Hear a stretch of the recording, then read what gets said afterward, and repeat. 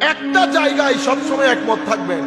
আমার বাবাও যদি বলে, আমার বাবাকে আপনি বৃদ্ধাঙ্গুলি দেখাবেন, সেটা কি দ্বীনে মুহাম্মাদি, আমার নবীর শরীয়ত, আমার নবীর শিক্ষা ব্যবস্থা, এটার বিরুদ্ধে যদি আমার বাবা দাঁড়ায়, তো বাবার বিরুদ্ধে আমরা 2 সেকেন্ডও লাগবে না দাঁড়ায়।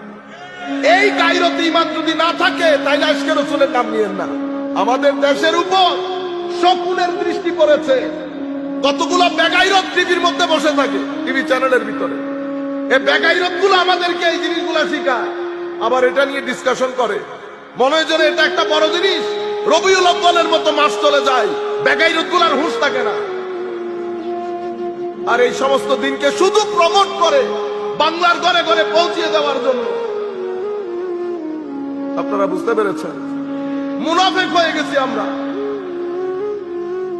মুনাফিক হয়ে গেছি। চরিত্রের মধ্যে রং দুইটা হয়েছে, এক এক জায়গায় এক এক রঙে। আমরা বিয়ে বাড়িতে গেলে এক রং, মাহফিলে আসলে আরেক রং। এটাকে আমাদের ক্লাসিক্যাল সায়েন্সের ভাষায় মুনাফিক বলে। কি বলে? মুনাফিক। এই জায়গায় উঠলে এক ধরনের, এই জায়গায় উঠলে এক ধরনের।